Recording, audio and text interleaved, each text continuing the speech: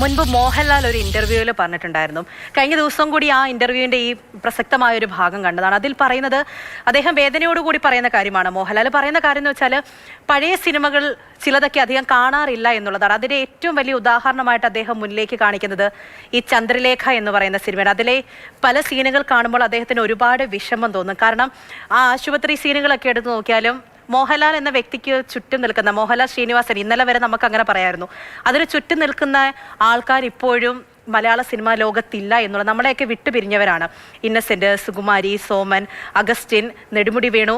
പക്ഷെ ആ കൂട്ടത്തിൽ ഇപ്പോൾ ശ്രീനിവാസന്റെ പേരും കൂടി വരുന്നു എന്ന് പറയുമ്പോൾ അത് ആ ഇന്റർവ്യൂ ആ ഒരു ഭാഗമൊക്കെ ഓർക്കുമ്പോൾ അത് വീണ്ടും വീണ്ടും വേദന ഉണ്ടാക്കുന്നു എന്നുള്ളതാണ് എടുത്തു പറയേണ്ടത്. ഇപ്പോൾ ആ ഒരു കാര്യം കൂടി ഓർത്തു പോവുകയാണ്. അങ്ങനെ വേദനിപ്പിക്കുന്ന ഓരോ വിവരങ്ങളും നമുക്കിനി സംസാരിക്കേണ്ടി വരുന്നു എന്നുള്ളതാണ്.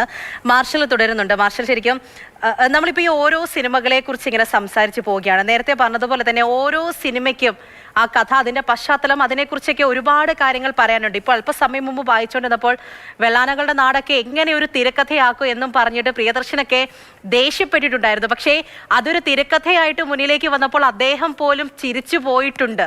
അതൊരു മികച്ച സിനിമയായിട്ട് വന്ന് നമ്മൾ ഓരോരുത്തരും ഏറ്റെടുത്താണ്. ശ്രീനിവാസൻ അങ്ങനെയാണ്, എന്തെങ്കിലും ഒരു പുഞ്ചിരിയോടുകൂടി തന്നെ, അങ്ങനെയല്ലേ ഇപ്പോൾ ഒരു നിലപാട് അദ്ദേഹം ഓരോ ഇന്റർവ്യൂവിലൊക്കെ പറയുകയാണ് എങ്കിൽ പോലും എത്ര വിമർശനങ്ങളും വിവാദങ്ങളൊക്കെ നേരിടുമ്പോൾ പോലും ആ ഒരു ചിരി, നമ്മളിപ്പോൾ കാണിക്കുന്ന ഓരോ ഫോട്ടോകളിലായാലും ഓരോ സീനുകളിലായാലും ആ ഒരു ചിരി പോലും അദ്ദേഹത്തിന് ഒരു മറുപടി ആയിരുന്നു. അതായത് പഞ്ചവടിപ്പാലത്തിന് ശേഷം ഇറങ്ങിയ ചിത്രമാണ് നേരത്തെ സൂചിപ്പിച്ച വെള്ളാനങ്ങളുടെ നാട്. രണ്ടും ഒരേ പ്രമേയം തന്നെയാണ്. അതായത് രാഷ്ട്രീയ പാർട്ടികൾ ചേർന്നുണ്ടാക്കുന്ന ഓരോ പ്രതിസന്ധികളിലൂടെ ഒരു മനുഷ്യൻ എങ്ങനെ കടന്നു പോകുന്നു, അല്ലെങ്കിൽ ഒരു സമൂഹം എങ്ങനെ കടന്നു പോകുന്നു എന്നും അതിൻ്റെ അപകടം തുറന്നു കാണിക്കുന്നതായിരുന്നു.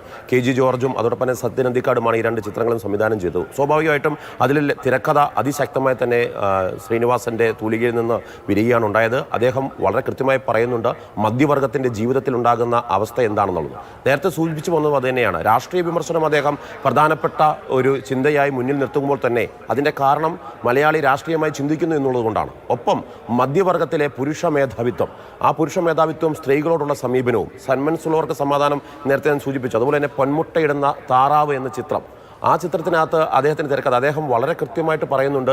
ഒരു മലയാളിയുടെ മനസ്സിൽ എപ്പോഴും ഉണ്ടാകുന്നത് സ്വയം എനിക്ക് നന്നാകണം, എനിക്കെല്ലാം നേടണം എന്നുള്ള രീതിയിലേക്ക് ചിന്തിക്കുമ്പോൾ അവിടെ പ്രണയം നഷ്ടമാകുന്നു എന്ന് അദ്ദേഹം വളരെ കൃത്യമായി പറയുന്നു. ഇപ്പോൾ സൂക്ഷിച്ചു വെക്കാൻ വേണ്ടി, ഓർമ്മയിൽ വെക്കാൻ വേണ്ടി ഞാനൊന്നും ആർക്കും കൊടുക്കാറില്ല എന്ന് പറയുന്ന ഒരു കഥാപാത്രമായിട്ട് ശ്രീനിവാസൻ എന്ന് മാറുന്നുണ്ട്. അതിൻ്റെ തിരക്കഥയിൽ അദ്ദേഹം വളരെ കൃത്യമായി പറയുന്ന കാര്യം കൂടിയാണ് മധ്യവർഗത്തിന് സമ്പത്തുണ്ടാക്കുവാൻ വേണ്ടിയുള്ള ശ്രമത്തിനിടയിൽ മൂല്യങ്ങൾ നഷ്ടപ്പെടുന്നതിനെ കുറിച്ച്. നേരത്തെ സൂചിപ്പിച്ചില്ലേ, മിഥുനം എന്ന് പറയുന്ന ചിത്രം അങ്ങനെയായിരുന്നു. ഒരു മലയാളി രക്ഷപ്പെടാൻ വേണ്ടിയിട്ട് ഏതൊക്കെ മാർഗങ്ങൾ നോക്കും, അവിടെ കൂട്ടുകുടുംബത്തിൽ ഉണ്ടാകുന്ന അവസ്ഥ എന്താണ്, ഇതൊക്കെ വളരെ രസകരമായിട്ടാണ് അദ്ദേഹം അവതരിപ്പിക്കുന്നത്. നർമ്മം അതിഗംഭീരമായിട്ട് അദ്ദേഹം അവതരിപ്പിക്കുമ്പോഴും അതിൻ്റെ തൊട്ടു പിന്നിൽ വളരെ കൈക്കുന്ന ഒരു ദുഃഖ അനുഭവമുണ്ട് എന്ന് നമുക്കറിയാം. കഥ പറയുമ്പോൾ എന്ന സിനിമ എടുക്കൂ, ആ സിനിമയുടെ തുടക്കം തന്നെ അദ്ദേഹം എത്തുന്നു, ഞാൻ കുറച്ച് കൈക്കൂലിയുമായി വന്നിരിക്കുകയാണ്. വ്യവസ്ഥിതികളോടെല്ലാം അദ്ദേഹം വളരെ കൃത്യമായി കലഹിച്ചിരുന്നു. ആ കലഹിക്കുമ്പോൾ തീർച്ചയായിട്ടും അങ്ങനെയായിരുന്നു ശ്രീനിവാസന്റെ ഓരോ സിനിമകളും.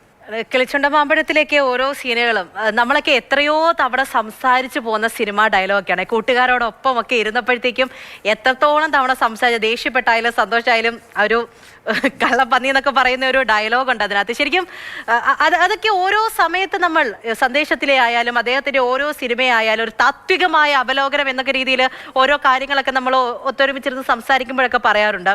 കിളിച്ചുണ്ട മാമ്പഴത്തിലെ ഡയലോഗ് ആയാലും ഏതെല്ലാം സിനിമ എടുത്ത് നോക്കിയാലും നമ്മുടെ ജീവിതത്തോട് ചേർന്ന് നിൽക്കുന്ന തരത്തിൽ ഒരുപാട് സന്ദർഭങ്ങൾ നമ്മൾക്ക് വേണ്ടിയിട്ട് സമ്മാനിച്ച ശ്രീനിവാസനാണ് വിടവാങ്ങിയത്.